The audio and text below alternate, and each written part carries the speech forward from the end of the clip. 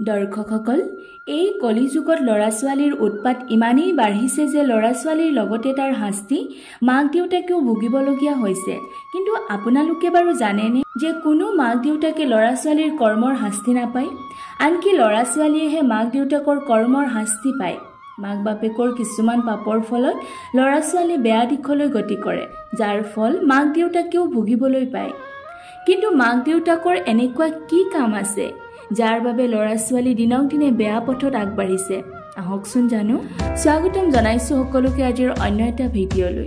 দৰ্শকসকল, পদ্ম পুৰাণত উল্লেখ থকা মতে যমৰজাৰ এজনী কন্যা আছিল যাৰ নাম সুনীতা আছিল।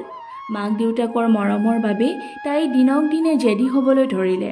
সুনীতাই দেখে যে তেওঁৰ দেউতাকে পাপীসকলক শাস্তি দিয়ে, কিন্তু তেওঁ নিজেই পাপ পুণ্যৰ পাৰ্থক্য নাজানে, যাৰ ফলত তেওঁ কেতিয়াবা শুভ কামত বাধাৰ সৃষ্টি কৰে, কেতিয়াবা বিনা কাৰণত দুৰ্বলক মাৰপিট কৰে, আৰু এইবোৰ কাম কৰি তেওঁ আনন্দৰ অনুভৱ কৰে।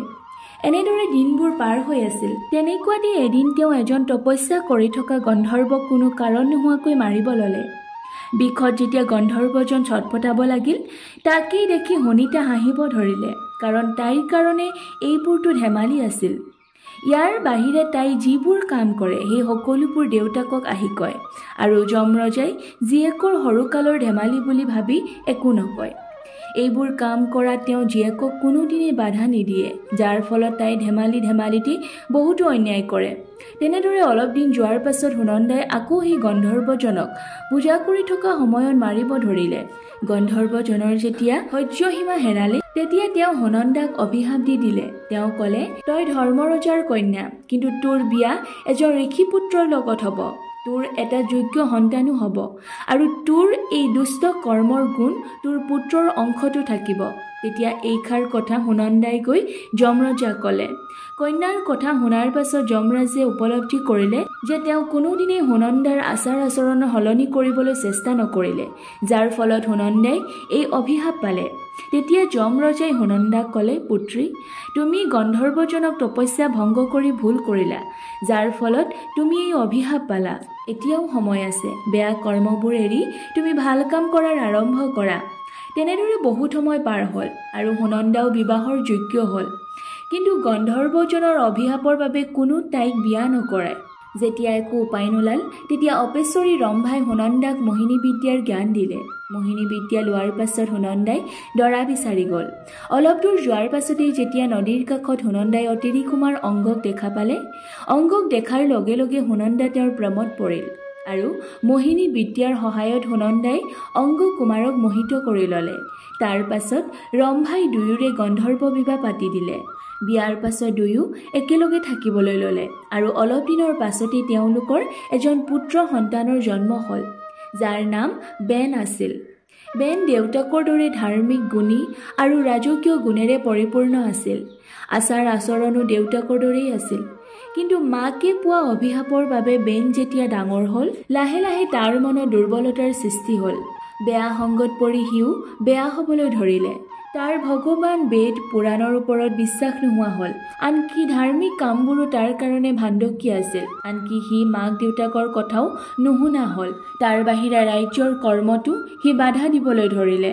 ৰজাটো অংগ কুমাৰ আছিল, কিন্তু আজ্ঞা বিনৰহে চলে। লাহে লাহে সুনীতাই সকলো কথা বুজি পালে যে তাই সংস্কাৰৰ পৰিণাম তেওঁৰ পুত্ৰত দেখা গৈছে।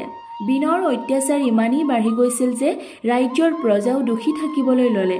এইবোৰ দেখি ৰজা ঘৰ ৰাজ্য সকলো এৰি গুচি গ'ল। ৰজা যোৱাৰ পাছতেই ঋষিয়ে অংগপুত্ৰক ৰজা পাতি দিলে আৰু ক'লে, তোমাৰ এই দুষ্ট কৰ্মৰ বাবে তোমাৰ পিতাই ৰাজ্য এৰি গুচি গ'ল। এতিয়াও সময় আছে, নিজকে সলনি কৰি ৰাজ্যৰ ভাৰ ভালদৰে হাতত লোৱা আৰু ভাল কাম কৰা। কিন্তু ৰজা হোৱাৰ পাছত বিন আৰু অহংকাৰী হৈ গ'ল। সি ক'লে, আপোনালোকে মোক জ্ঞান দিব নালাগে, মই নিজেই ডাঙৰ জ্ঞানী। ভগৱান, ধৰ্মশাস্ত্ৰ সকলো মোৰ আদেশত স্থাপিত হ'ব।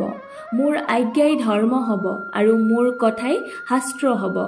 আপোনালোকে মোৰ আজ্ঞাৰ মতে চলক আৰু মোক ভগৱান বুলি ভাবক।